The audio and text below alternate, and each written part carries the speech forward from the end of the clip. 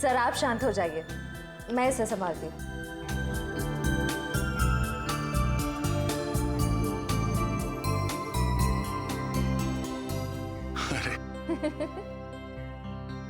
इतनी बात मेरी समझ में नहीं आई।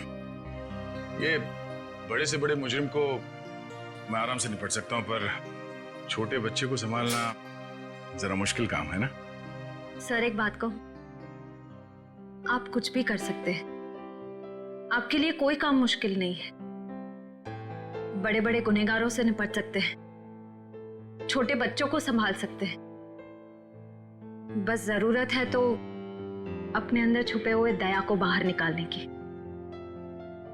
जिसका दिल मोम जैसा है, जो सबकी कदर करते हैं, जो प्यार करना भी जानते हैं।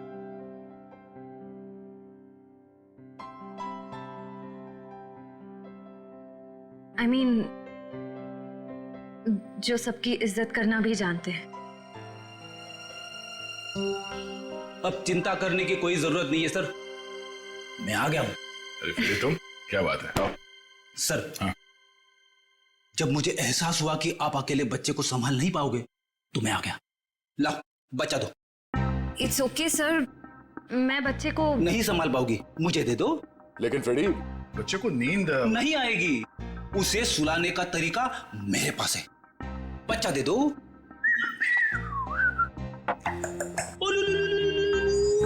अला अला अला अला।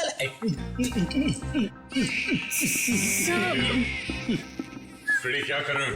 सर, जिद छोड़ो और बच्चे को वापस दे दो श्रेया को। सर प्लीज मैं संभाल लूंगी। कोई प्रॉब्लम नहीं है सर, बच्चे को चुप कराने का फॉर्मूला मेरे पास है। श्रेया, टीवी का रिमोट देना।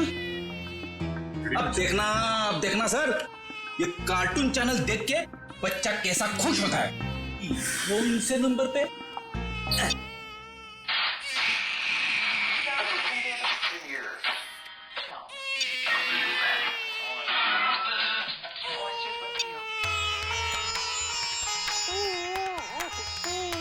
फिर एक मिनट, वो शास्त्रीय संगीत वाला चैनल फिर से लगाना।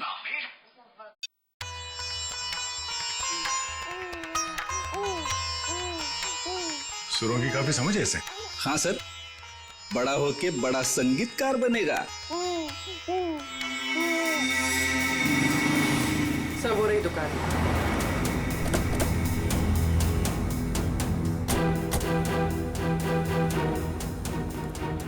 ये लो कस्टमर के कपड़े हैं, पैक कर दो। हाँ सर कहिए, कपड़े देने आए हैं या लेने आए हैं? अगर देने आए हैं तो 5 दिन के बाद ही मिलेंगे, और अगर लेने आए हैं तो मैं उम्मीद करता हूँ कि 5 दिन के बाद ही आए होंगे। सर मैं बहुत ही ईमानदार व्यापारी हूँ, और मैंने आज तक अपने किसी भी कस्टमर को कोई भी धोखा नहीं दिया है। हाँ, ये कपड़े आपकी लॉन्ड्री में धुले हैं ना? जी हाँ मैडम, ये हमारी लॉन्ड्री के ही हैं। आप यही जानना चाहते हैं कि ये कपड़े किसके हैं? समझदार लगते हो, बता। हाँ एक मिनट, रघु बुक दो। मिल गया सर। ये कपड़े किसी गोपी नाम की औरत के हैं। गोपी, एड्रेस भी लिखा होगा उसमें? नहीं सर, एड्रेस तो नहीं है, लेकिन फ़ोन नंबर है। दो।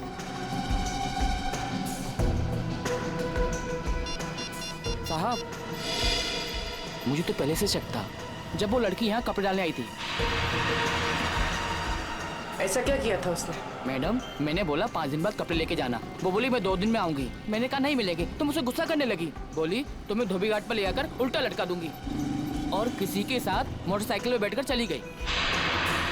उस मोटरसाइकिल वाले का चेहरा देखा था तुमने? साहब उस समय शाम हो चुकी थी और वो रोड के उस पार खड़ा हुआ था, तो मैं ध्यान नहीं दे पाया साहब। इस मोबाइल नंबर के जरिए हम उस मोटरसाइकिल वाले तक पहुंच जाएंगे। चुप रहो, समझे? तो एक मिनट, आ रहे हैं। उस औरत का नाम गोपी था। Very good. उसके मोबाइल नंबर से उसका घर का पता निकालो। इस केस में इस औरत की पूरी जानकारी चाहिए हमें, ठीक है? रजत, मैं तुम्हें बाद में फोन करता हूं।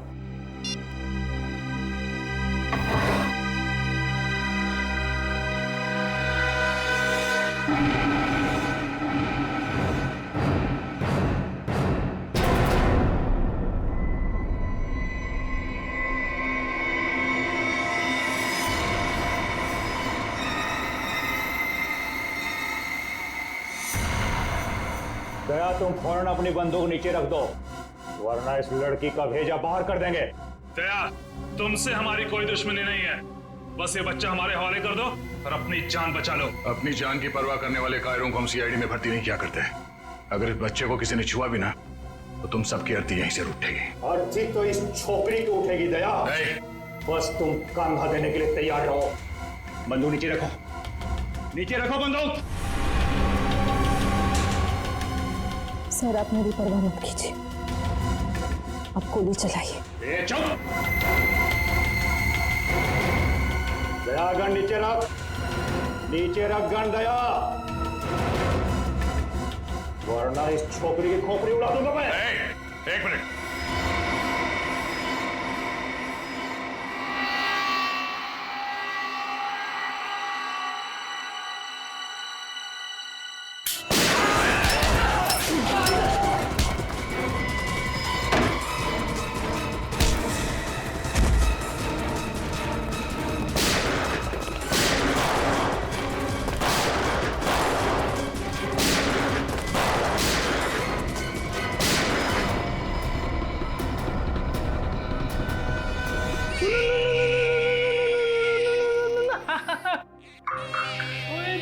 इतना छोटा सा मासूम बच्चा किसी का क्या बिगाड़ सकता है?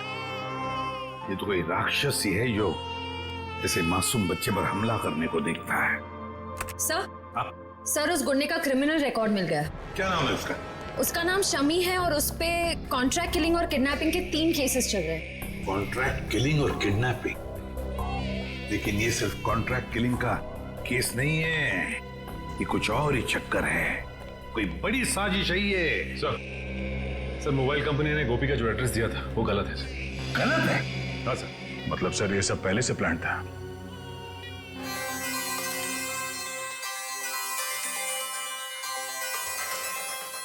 अरे वाइफ का फोन।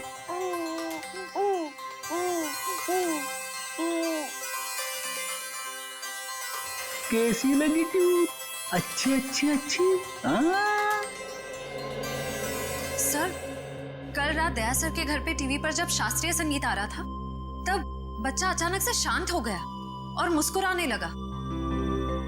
अच्छा, वैसे आमतौर पे इस तरह की धुन सुनकर बच्चे उछलने लगते हैं। हाँ लेकिन अभी भी फ्रेडी सर की रिंगटोन सुनकर बच्चा कैसे खुश हो गया?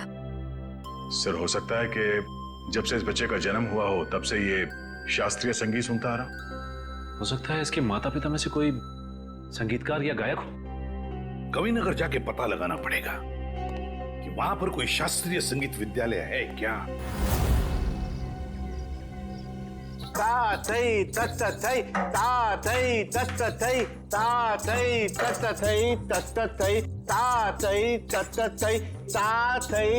एक मिनट।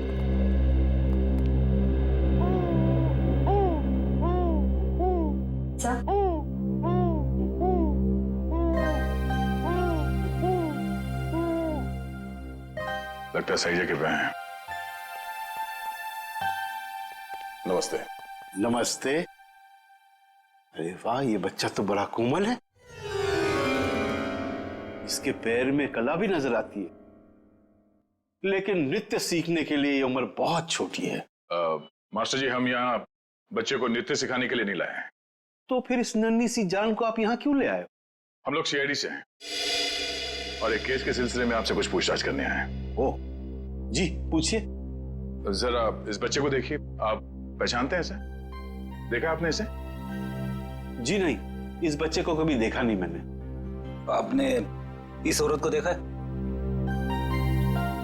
अरे ये तो हमारे बगल वाली डे केयर सेंटर में काम करती है। Baby day care centre?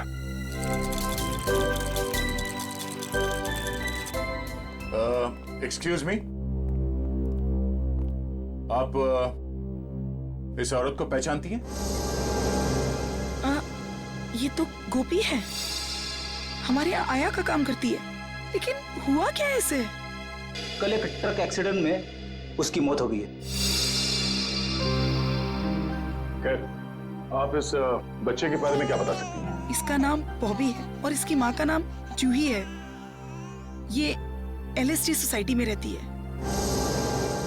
LSD society?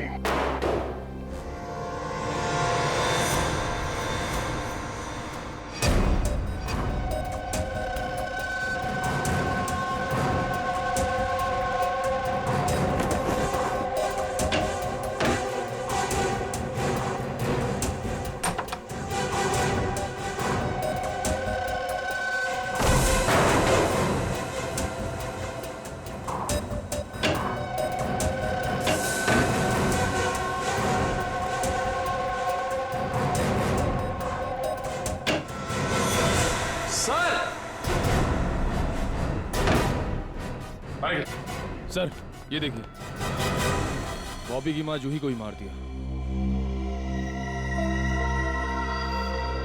ये देखो, गोली गले और पेट पे मारी गई है। लगता है इसे मरे हुए भी काफी समय हो गया, खून पूरी तरह से सूख गया। सर ऐसा लग रहा है मैंने इनको कहीं देखा है, लेकिन याद नहीं आ रहा कहाँ देखा है।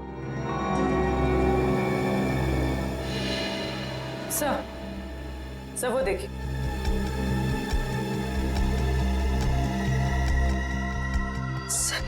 खून से सने हुए जूतों के निशान। ये देखो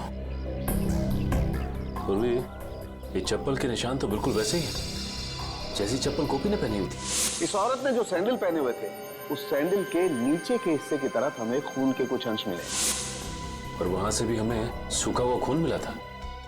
अभी कोई संजोग तो नहीं हो सकता है ना सर? पर सर गोपी तो गुनहगारों की साथीदार थी, वो खिड़की से बच्चे को लेकर क्यों भागेगी? ये समझ में नहीं आ रहा कि वो यहाँ आई क्यों थी। वो तो नर्सरी में आया का काम करती थी ना। मगर सर जूही को मारने के बाद बच्चे को अगवा करने की क्या जरूरत थी? एक बच्चे से किसी का क्या फायदा हो सकता है? सर मुझे लगता है ये जूही के पति की फोटो है। लेकिन ये जूही की पति की फोटो है नहीं, बल्कि थी। हॉल में इस फोटो पे हार चढ़ा हुआ था। एक काम करो, इस कमरे को अच्छी तरह से छान मारो, देखो क्या मिलता है। सर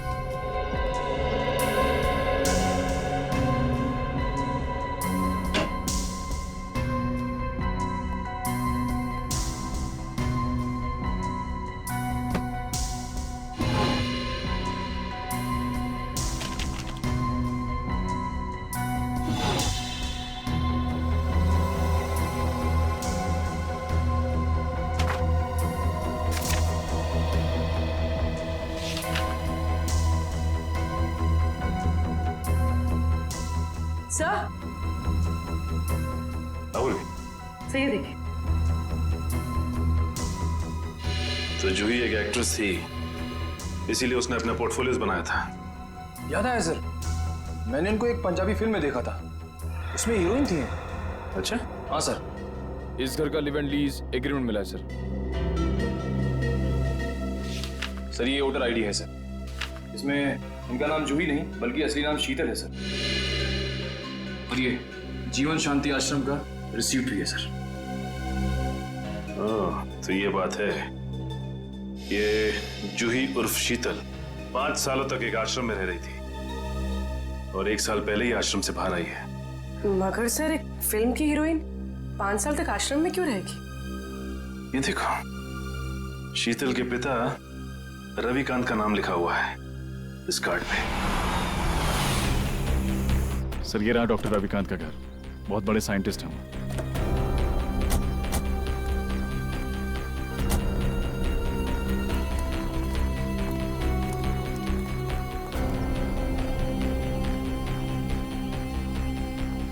सर ये घर तो लगता है काफी टाइम से बंद पड़ा है। हाँ रजत, ये देखो कितने दिनों के अखबार पड़े हैं यहाँ पर, ये सारे खत पड़े हैं। काम करो, इन दोनों घर के अंदर जाके अच्छी तरह से तलाशी देखता हूँ ये चिट्ठियां क्या है।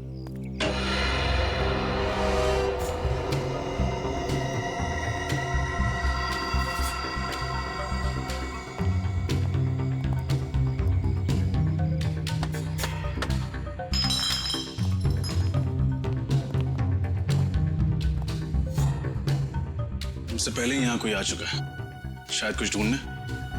देखो कुछ हाथ लगता है क्या? सर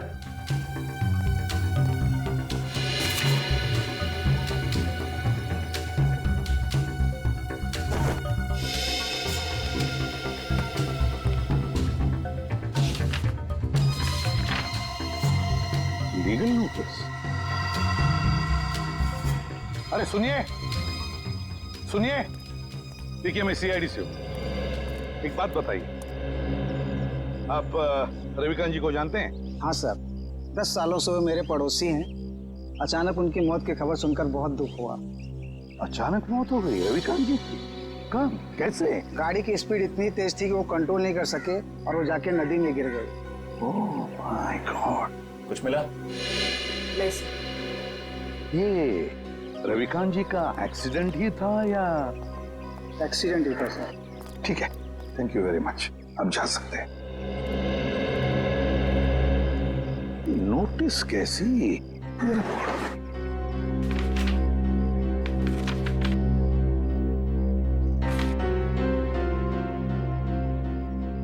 माय गॉड, तो रविकांत जी के घर की नीलामी की नोटिस है। सर इतनी जल्दी ही नोटिस? पिछले महीने तो रविकांत जी की मौत हुई थी। तो पूर्वी पिछले महीने रविकांत जी की मौत होगी, उसके बाद में उनकी बेटी शीतल की मौत। ये कोई कोइंसिडेंस नहीं हो सकता, कोई इत्तेफाक नहीं है, ये कुछ और ही चक्कर है, कुछ ना कुछ तो गड़बड़ जरूर है। और फिर अब शीतल के बच्चे की भी जान को खतरा है। इस रविकांत जी के एडवोकेट से मिलना पड़ेगा, वकील से मिलना पड़ेगा, पता लगाना पड़ेगा इस घर के नीलामी का राज क्या है। ओ, रविकांत जी की प्रॉपर्टी की नीलामी की नोटिस ये तो मैंने बनवाई है, लेकिन आपको कहां से मिली? उनके घर से। एक और बात, उनकी बेटी शीतल का किसी ने खून कर दिया। शीतल का खून? लेकिन ये किसने किया?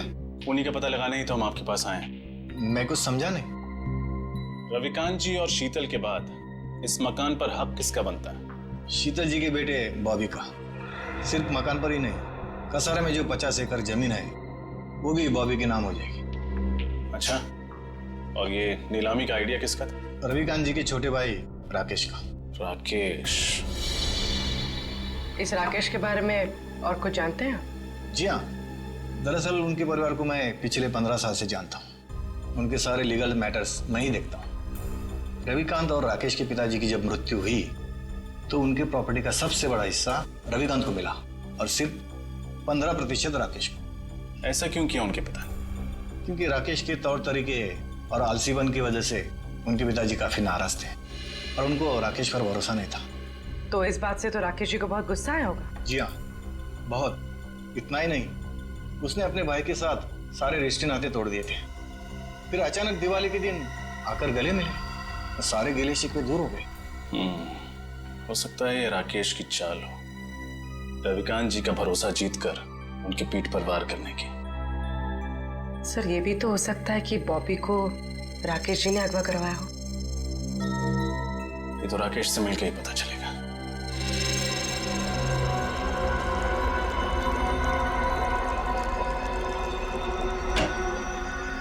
Excuse me.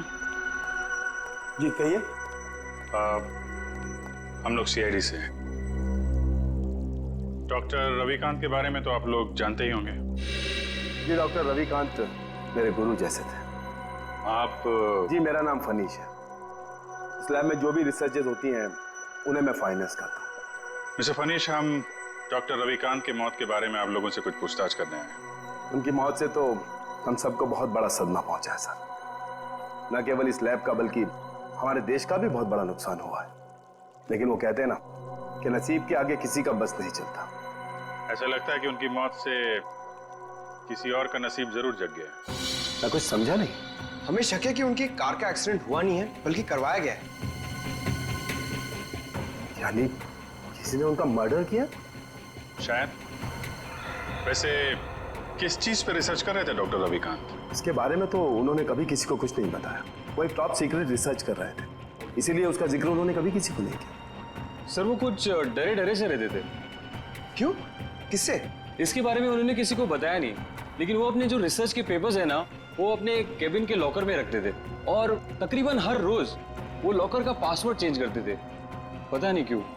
लगता है ये रिसर्च की वजह से उनका खून किया गया है। उनका केबिन दिखाइए जरा।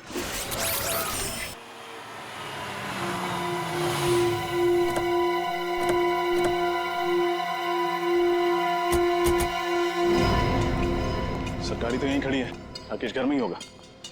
हाँ।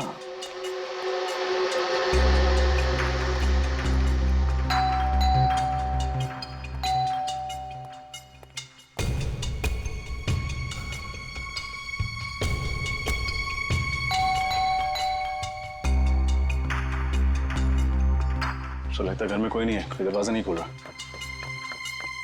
है, घर में कोई तो है, आवाजें आ रही हैं। खोल दो दरवाजा।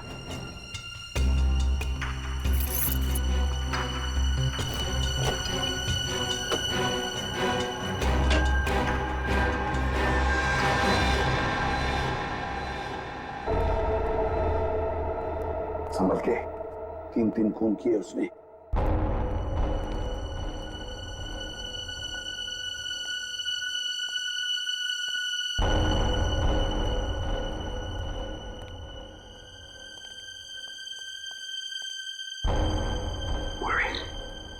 इस तरफ जाओ। सर,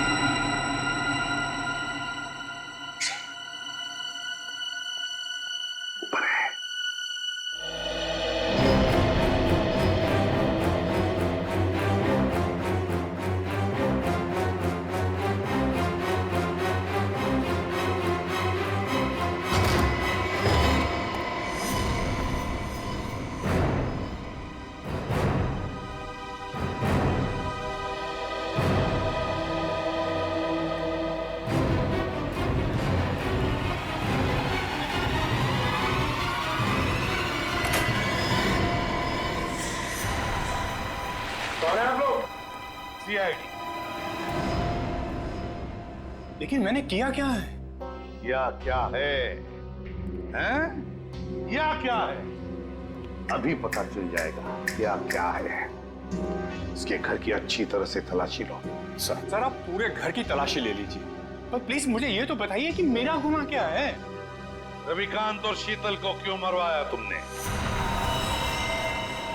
शीतल का कत्ल हो गया सर? कब और कैसे? कब और कैसे? बड़े भोले बनने की कोशिश कर रहे हो राकेश जी, हैं? सर प्लीज मेरा यकीन मानिए, इसके बारे में मैं कुछ नहीं जानता। झूठ झूठ बोल रहे हो तुम। रविकांत और शीतल को पहले मरवाया और फिर शीतल के बच्चे को अगवा किया। इस औरत को पैसे दिए थे ना तुमने ये सब करने के लिए? क्यों? नहीं सर, मैंने ऐसा कुछ नहीं किया। इस औरत को मैं पहली बार देख रहा हूँ सर। मैं रवि भैया और शीतल का खून क्यों करवाऊंगा? इसलिए इस जायदाद के लिए। जायदाद के पेपर थे, है ना? क्यों? और तुम ये भी जानते थे कि रविकांत और शीतल की मौत के बाद ये सारी जायदाद शीतल के बेटे के नाम पर हो जाती, और अगर शीतल के बेटे का कुछ कम ज्यादा होता तो ये पूरी की पूरी जायदाद तुम्हारे नाम पर हो जाती। यही चाहते थे ना तुम? जी सर, लेकिन क्या? लेकिन क्या? लेकिन सर मैंने किसी का खून नहीं किया, और ना ही सर मैंने बॉबी को किडनैप करवाया। प्लीज मेरा यकीन मानिए। तुम्हारा यकीन करूं? क्यों? क्यों यकीन करूं तुम्हारा मैं? है? कोई सबूत है तुम्हारे पास? तुम्हारा यकीन करूं? क्यों? क्यों यकीन करूं तुम्हारा मैं? है? कोई सबूत है तुम्हारे पास? हाँ सर, 1 मिनट।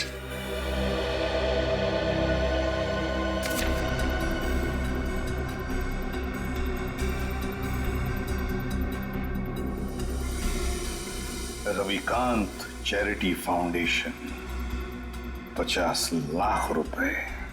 जी सर, जायदाद में जितना भी मेरा हिस्सा था वो सबको बेचकर सारे रुपए में रवि भैया की चैरिटी में डालने वाला था। सर भगवान का दिया हुआ मेरे पास सब कुछ है। पैसों के लिए मैं अपने भैया का खून क्यों करवाऊंगा? सर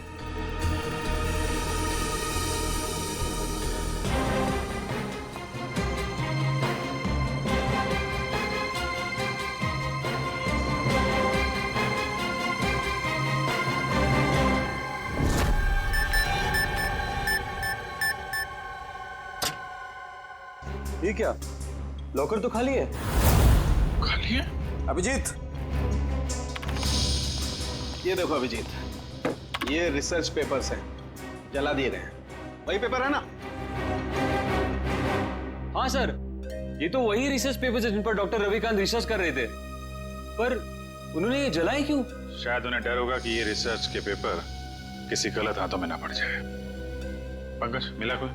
नहीं सर, सारी फाइल्स डिलीटेड है। एक फाइल है, इसको मैं खोलने की कोशिश कर रहा हूँ सर, एक सेकंड। सर खुल गई। क्या है इसमें? पता नहीं, साइंस के आई थिंक कोई फॉर्मूलाज है, मेरे तो कुछ समझ में नहीं आ रहा है। मैं देखता हूँ।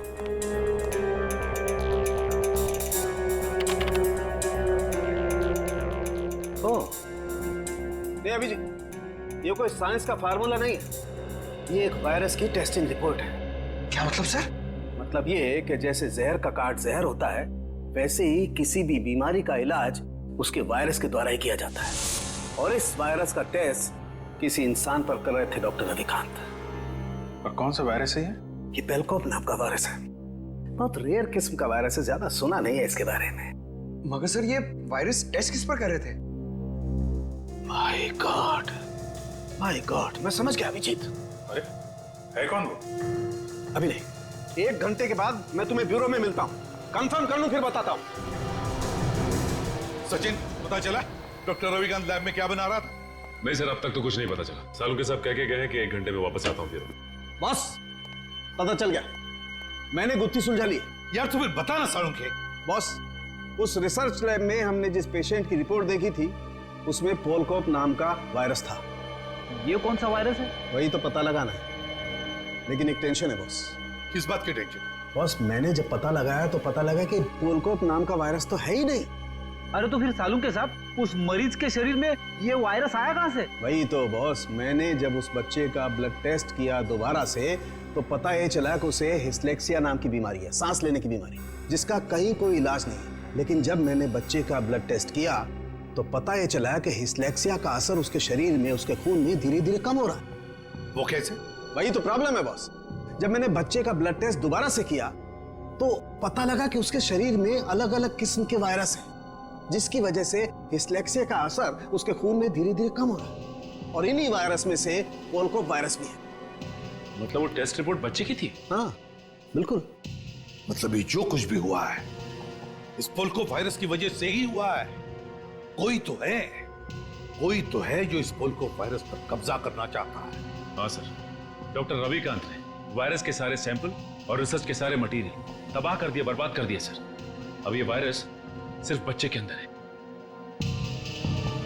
मतलब सचिन, बच्चे की जान को खतरा है।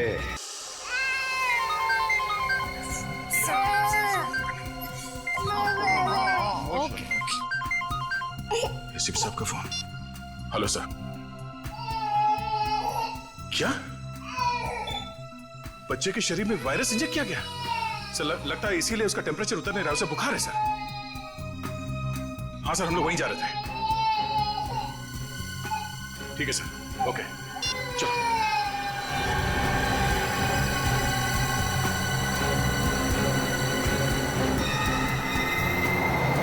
चलो।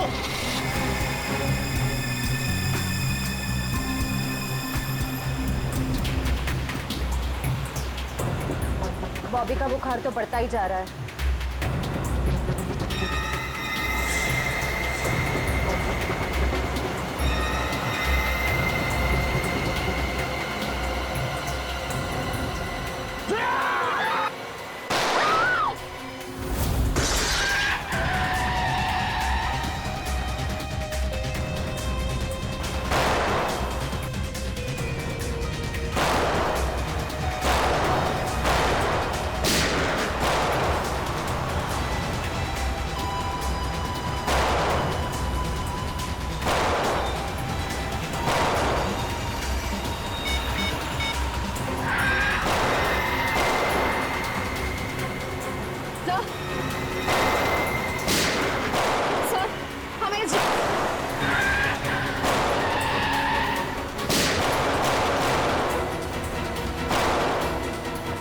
तुम ठीक हो?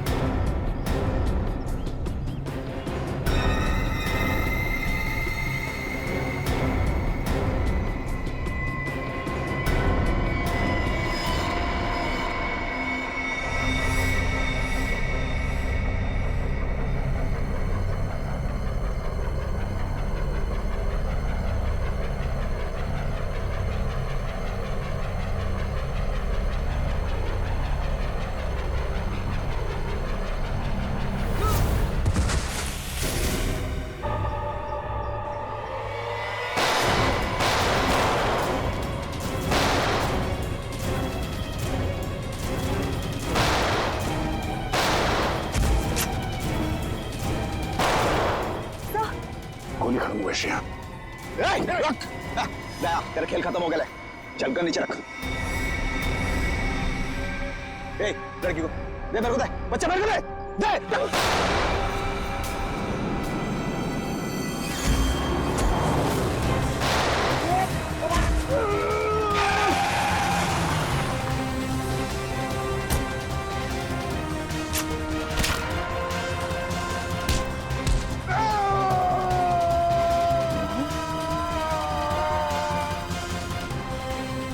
शेर का शिकार करने निकले थे गीदड़ लोग। बोल, किसके कहने पे किया ये सब? शर्म आनी चाहिए तुम्हें। एक मासूम बच्चे के साथ तुमने ऐसी घिनौनी हरकत की। मैं मजबूर था ऑफिसर। मैंने डॉक्टर रविकांत की रिसर्च पर लाखों रुपए खर्च किए, यह सोचकर कि रिसर्च कामयाब होगी तो मैं करोड़ों रुपया कमाऊंगा, मेरी कंपनी के शेयर्स फिर से टॉप पर आ जाएंगे। लेकिन डॉक्टर रविकांत अपने इन्वेंशंस तुम्हें नहीं बल्कि सरकार को देना चाहते थे, ताकि हमारे देश के आम लोगों को फायदा हो। पर ये बात तुम्हें बर्दाश्त नहीं हुई। कैसे बर्दाश्त होती सर? लाखों रुपए का जुआ मैंने खेला, सारा रिस्क मैंने अकेले ने उठाया, और डॉक्टर रविकांत वो फार्मूला गवर्नमेंट को देना चाहते थे, जो मुझे उसके लिए फूटी कौड़ी नहीं देते थे। और ये बात उन्हें समझाने की मैंने बहुत कोशिश की, पर उन्होंने मेरी एक नहीं सुनी सर। बॉबी को अगवा करने का प्लान तुम्हारा ही था ना? हाँ सर, और जब मुझे पता चला कि डॉक्टर रविकांत ने वो वायरस बॉबी की बॉडी में इंजेक्ट कर दिया है, तो मैंने गोपी को आया बनाकर वहां भेजा और बॉबी को अगवा करने का प्लान बनाया। लेकिन जब गोपी को तुम्हारे घिनौने इरादों के बारे में पता चला, तो उसके अंदर की ममता जाग गई और वो बॉबी को लेकर भाग गई। और उसी की बेवकूफी की वजह से मेरा सारा प्लान चौपट हो गया। अपनी मौत की वो खुद जिम्मेदार है। तुम जैसे हैवानियत के पुतले इंसानियत के बारे में कभी समझ नहीं पाओगे। तुम्हें तो ऐसी सजा होनी चाहिए जिसे देखकर हैवानों की रूह कांप उठे।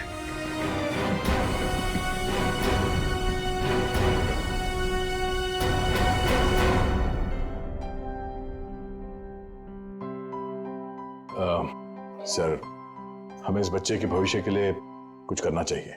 हाँ, इसके भविष्य का पूरा बंदोबस्त करके रखा है।